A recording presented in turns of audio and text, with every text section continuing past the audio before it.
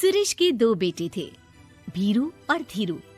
वो अपनी आखिरी वक्त में अपने बिस्तर पर था और उसके दोनों बेटे उसके पास आंखों में आंसू लिए बैठे थे। पिताजी, आप चिंता मत कीजिए, मैं और धीरू है ना, हम आपको कुछ नहीं होने देंगे। हाँ पिताजी, आप बस आराम कीजिए, डॉक्टर अभी आता ही होगा। मेरे बच्चों, मेरा अंतिम समय आ गया है। तुम दोनों मेरी बात ध्यान से सुनो। मैंने वकील से कहकर अपनी जायदाद तुम दोनों में आधी आधी बांट दी है। मेरे जाने के बाद तुम दोनों मिलकर रहना, एक दूसरे के सुख दुख में साथ देना। तुम्हारी माँ की भी यही इच्छा थी। जी पिताजी, आप जैसा कहेंगे हम वैसा ही करेंगे।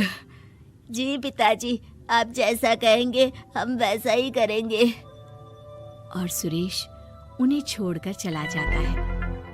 अरे धीरू भाई, मैं तुझसे कहना चाहता था कि मुझे व्यापार बढ़ाने के लिए कुछ रुपयों की जरूरत है। अब पिताजी के जाने के बाद हम दोनों ही एक दूसरे का सहारा है। पिता के जाने के कुछ दिनों के बाद दोनों भाइयों की जिंदगी धीरे धीरे सामान्य हो जाती है। दोनों भाई अब अपना अपना व्यापार संभाल लेते हैं। दोनों एक ही घर में तो रहते हैं, लेकिन अब उनके रिश्ते में पहले जैसी बात नहीं रहती। भीरू शुरू से ही लालची था, इसलिए सुरेश ने पहले ही उन दोनों में प्रॉपर्टी का हिस्सा बांटकर लड़ाई की गुंजाइश खत्म कर दी थी। लेकिन पिताजी के जाने के बाद भीरू का लालच बढ़ने लगा। हाँ हाँ भैया, आप बताइए कि मैं आपकी किस तरह से मदद कर सकता हूँ। मुझसे जो बन पड़ेगा मैं करूँगा। अच्छा तो भाई, तू ना मुझे अपनी गाय दे दे। वैसे भी तू पढ़ा लिखा मॉडर्न लड़का है, भला तू गाय का करेगा क्या? लेकिन इससे मेरी ना बहुत मदद हो जाएगी। ठीक है भैया, आखिर भाई ही तो भाई के काम आता है। आप ले लीजिए मेरी गाय और उसे बेचकर आप उन रुपयों को अपने व्यापार में लगा लेना। बस फिर क्या था। भीरू अपने लालच की वजह से आए दिन धीरू से किसी न किसी बहाने पैसे या कीमती सामान ऐंठता रहता और बेचारा सीधा सादा धीरू उसकी मदद कर दिया करता।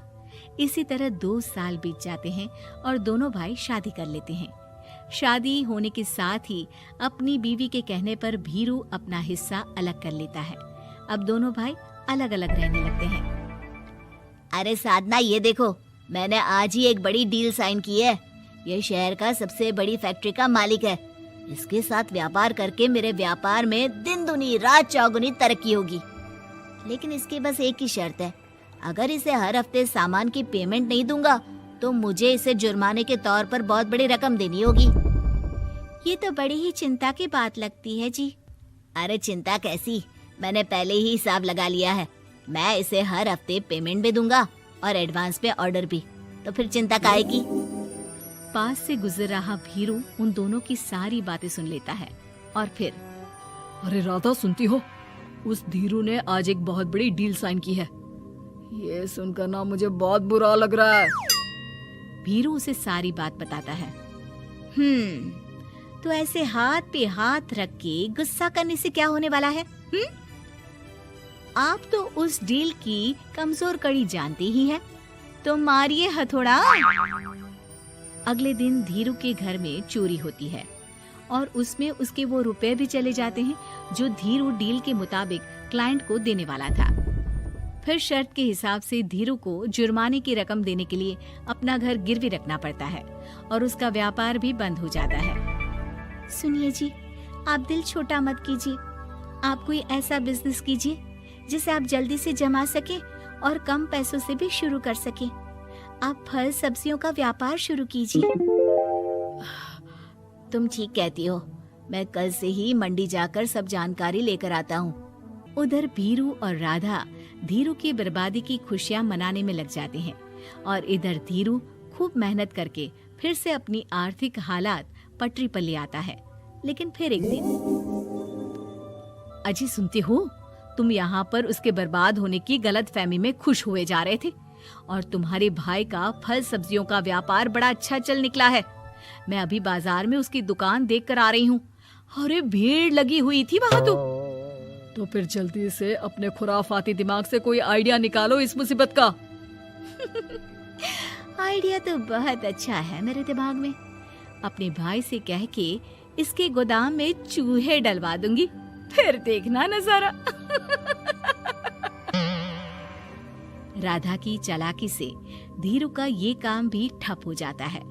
अब धीरू और उसकी पत्नी के लिए उधार पर जीने के अलावा कुछ नहीं बचा था। बेचारा ईमानदार धीरू अपने भाई भाभी की चालाकी की वजह से बहुत बुरे दिन काट रहा था। मैं तो बिल्कुल बर्बाद हो गया साधना। पिताजी का दिया हुआ अच्छा खासा बिजनेस संभाल रहा था, लेकिन मेरी किस्मत ने मुझे यहाँ लाकर खड़ा कर दिया। अब तो खाने के भी लाले पड़ रहे हैं। कोई नौकरी भी इतनी आसानी से नहीं मिल रही। मुझे माफ कर दो, मेरे साथ रहकर तुम्हें भी ये दिन देखने पड़ रहे हैं। देखिए जी, आप दिल छोटा मत कीजिए। भगवान कोई ना कोई रास्ता जरूर खोल देगा हमारे लिए। और मेरे दिमाग में तो एक अच्छा आइडिया आ भी गया। मैं बचपन से ही अपनी दादी, नानी और माँ को एक खास तरह का अचार बनाती देखती आई हूँ। वो अचार जितना टेस्टी होता है उतना ही उसे बनाना मुश्किल भी, लेकिन एक बार बन जाने पर वो जल्दी खराब भी नहीं होता जी। वो अचार सिर्फ हमारे ही गांव में बनता था, जिसे खरीदने के लिए दूर दूर से लोग आते थे। मैं सोचती हूँ वही अचार बनाने का काम हम शुरू करें तो। मैं बनाया करूंगी और आप उसे मार्केट में बेच आया करना। साधना, तुम्हारी बातों से मेरे मन में उम्मीद जाग उठी है, लेकिन ये सब काम शुरू करने के लिए रुपए कहाँ से आएंगे?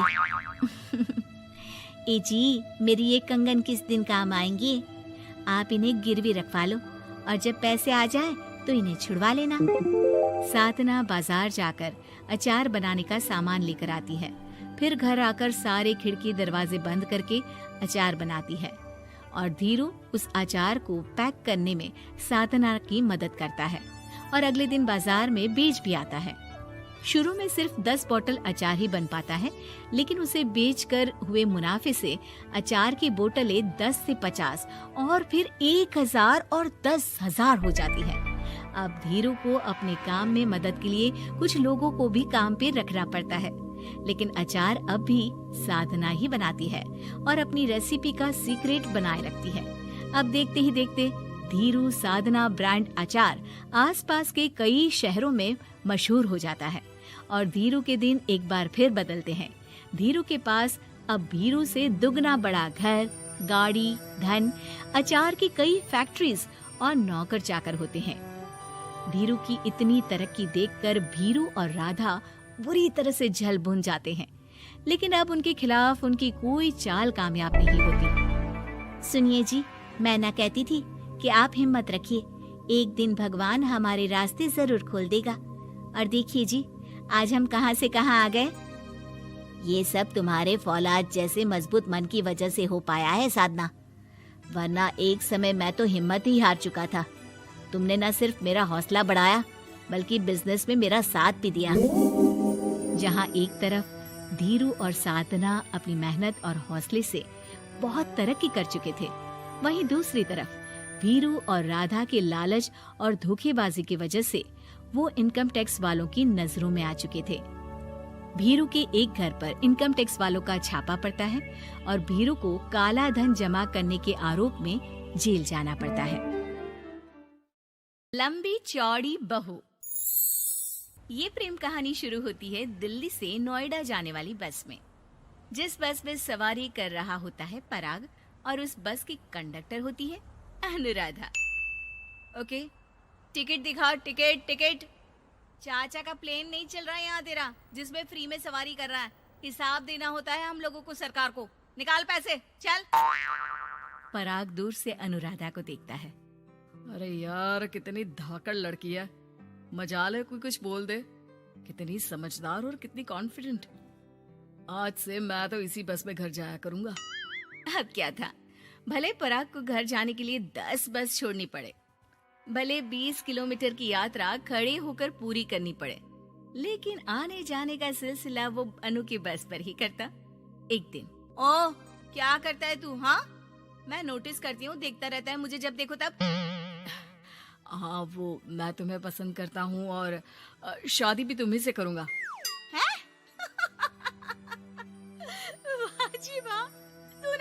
प्रधानमंत्री हो गया कि आज से 500 की नोट बंद और नोट बंद।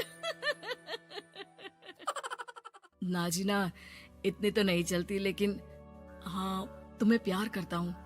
तुम्हें कोई प्रॉब्लम नहीं होने दूंगा, ये वादा करता हूँ। हाइट देखिए अपनी, मेरे लिए कोई ऐसा लड़का चाहिए जो मेरी तरह लंबा चौड़ा हो। अरे जोड़ी भी तभी अच्छी लगती है।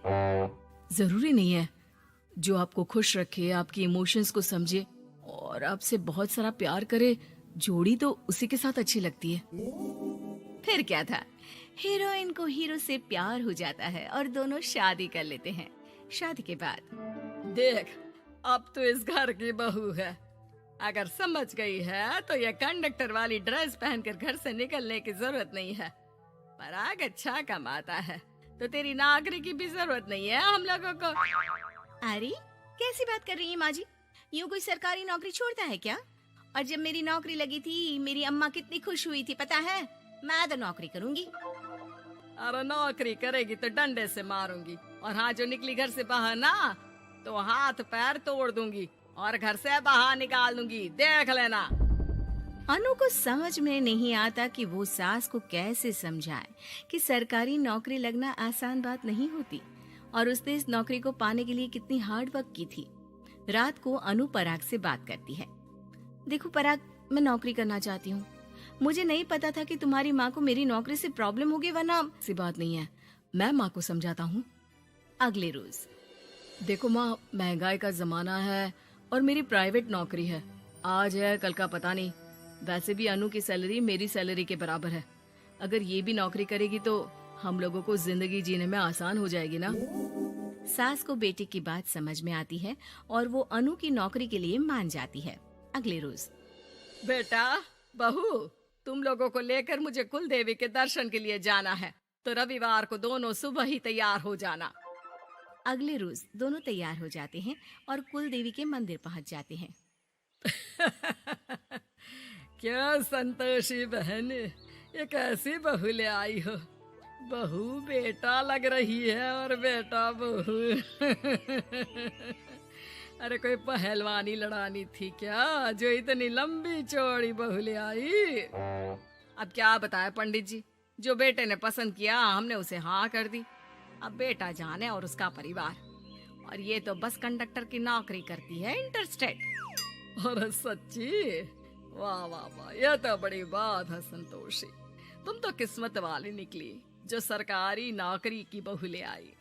यह तो वही बात हो गई कि घी के लड्डू का कोई शेप थोड़ी ना देखता है तो घी का लड्डू ही।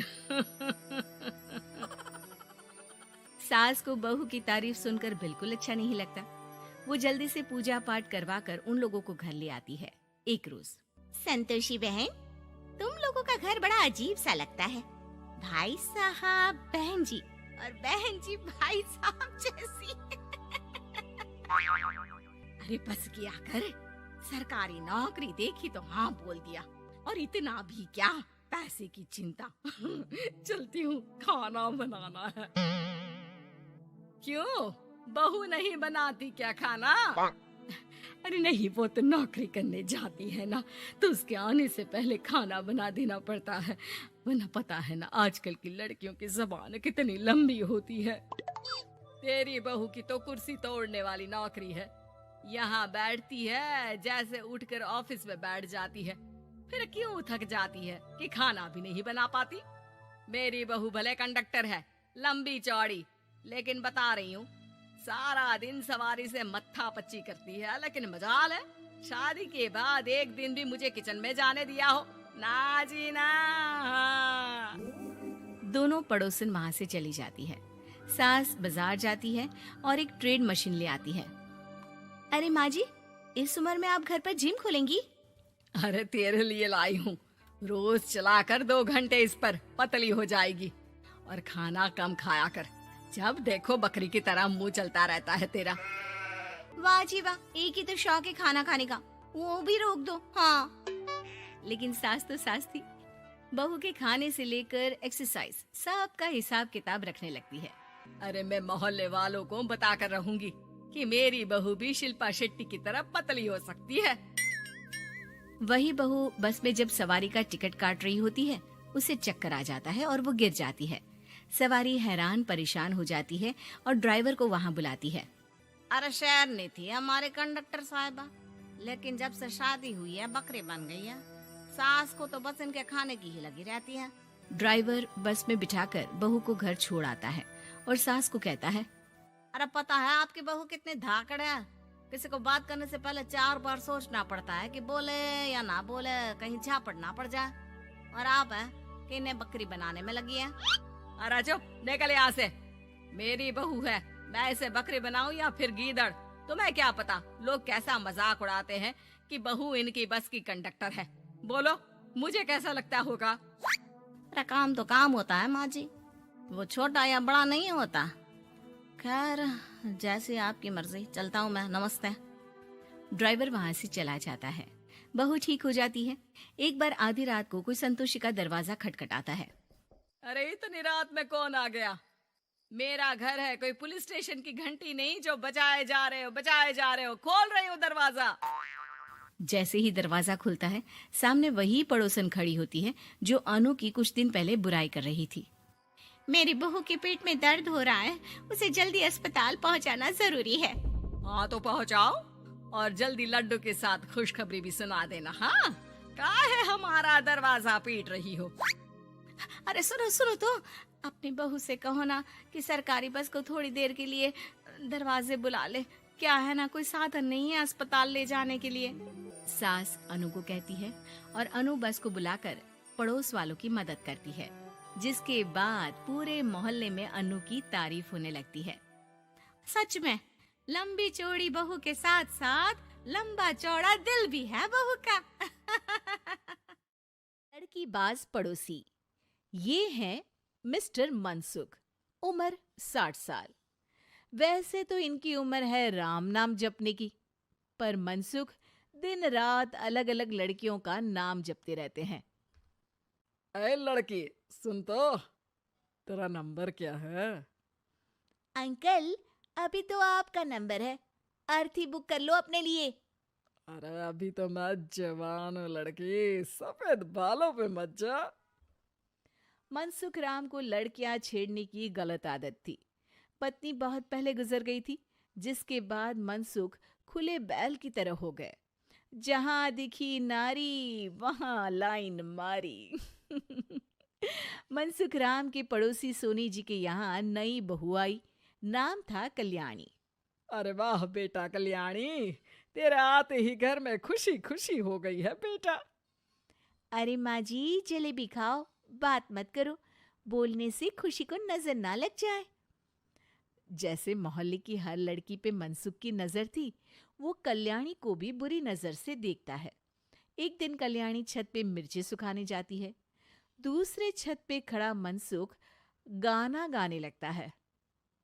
उफ उफ मिर्ची, हाय हाय मिर्ची, देखे तो तुझे लग जाए मिर्ची। कल्याणी को लगता है कि यूं ही गा रहे हैं, शौकिया तौर पर ये तो होता ही रहता है। एक दिन कल्याणी आंगन में पौधों को पानी दे रही होती है। फूल हूँ गुलाब का, चमेली का न समझना, आशिक हूँ मैं आपका, सहेली का न समझना। कल्याणी को ये बात बहुत अजीब लगती है, क्योंकि शायरी बोलते वक्त मनसुख उसी की तरफ देख रहा था। वो अंदर जाती है और अपनी सास को कहती है, ये जो हमारे पड़ोसी हैं। अरे दूर रहना उससे। हाँ, दूरी रहूंगी, पर ये थोड़े अजीब नहीं है? अरे अजीब, आवारा, ठरकी, पता नहीं क्या क्या आदमी है वो। हर लड़की पर नजर डालता है वो। उसकी उम्र की वजह से कोई उसे कहता नहीं। बाकी उसे आसपास रखना भी नहीं चाहिए। अरे पर ऐसे थोड़ी ना चलेगा, FIR करवा देनी चाहिए। हवालात में हवा और लात खाएंगी तो समझ जाएंगे। अरे यही तो दिक्कत है ना समाज की। जिसके साथ दिक्कत होती है उसको भी समाज गुनहगार समझता है। लड़की अगर बोल दे कि फलाने ने मुझे छेड़ा है, तो कुछ लोग तो ये कहने लगते हैं कि लड़की की भी रजामंदी होगी ही। ये तो है, पर कुछ तो करना ही पड़ेगा। नहीं बेटा, कुछ मत कर। जबरदस्ती हम किसी से लड़ेंगे नहीं। हमारा परिवार इज्जतदार परिवार है। कीचड़ में जाएंगे तो हम भी तो गंदे हो जाएंगे ना। लेकिन सासू माँ, कीचड़ में जाए बिना गंदगी कैसे साफ होगी? अरे बेटा, मैं तो यही कहूंगी कि तू नई बहू है, अपना रुतबा बना बाकी औरतों में। अपनी समझदारी से, अपने काम से इन चक्करों में मत पड़ बेटा। बहू सास की बात ना चाहते हुए भी मान लेती है। और कई ऐसे मौके आते हैं जब मनसुख बहू पर उल्टे कमेंट्स करता है। जैसे एक दिन जब बहू छत पर सफाई कर रही होती है तो मनसुख छत पे आकर गाना गाने लगता है। तेरा ध्यान किधर है, तेरा हीरो इधर है, तेरा हीरो इधर है। मेरा ध्यान तो आपकी हरकतों पे ही है, थोड़ा आप भी ध्यान दो कि क्या कर रहे हो आप। अरे बहू तीखी हो और मुझे मिर्ची पसंद भी है। अरे वाह। बुढ़ाओ कहीं के। बहू वापस अपने कमरे में नीचे चली जाती है।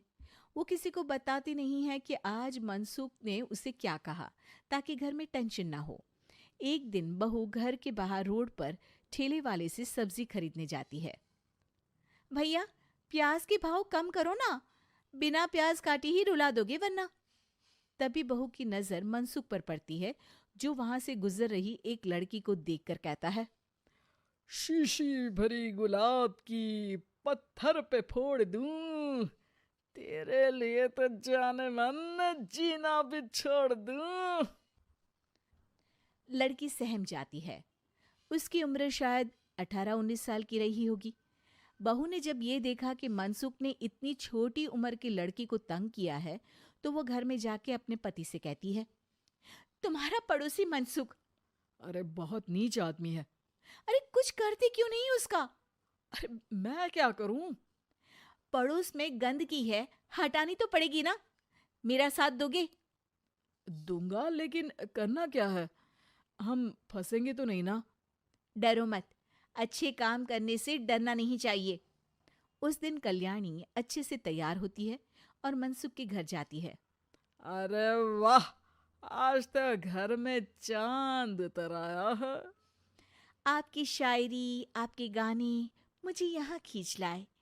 शाम को मेरे पति और सास घर पर नहीं रहेंगे, आप मेरे घर आ सकते हैं चाय पीने। अरे जरूर जरूर, मुझे पता था तुम समझदार हो, पर इतनी जल्द मुझे पसंद करने लगोगी ये नहीं सोचा था। चाय पे इंतजार रहेगा। मनसुख शाम को कल्याणी के घर चला जाता है। आप बेडरूम में बैठिए, वहां चाय पियेंगे। अरे वाह, बेडरूम में चाय। मनसुख हंसता हुआ बेडरूम में जाता है और वहां का नजारा देख के घबरा जाता है। वहां पर मोहल्ले की वो सारी लड़कियां खड़ी हैं जिनको आज तक मनसुख ने छेड़ा था।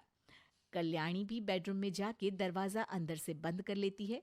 अब बेडरूम से सिर्फ डम डम डिशुम डिशुम की आवाज आती है और बीच बीच में मनसुख की चीखें भी सुनाई देती हैं।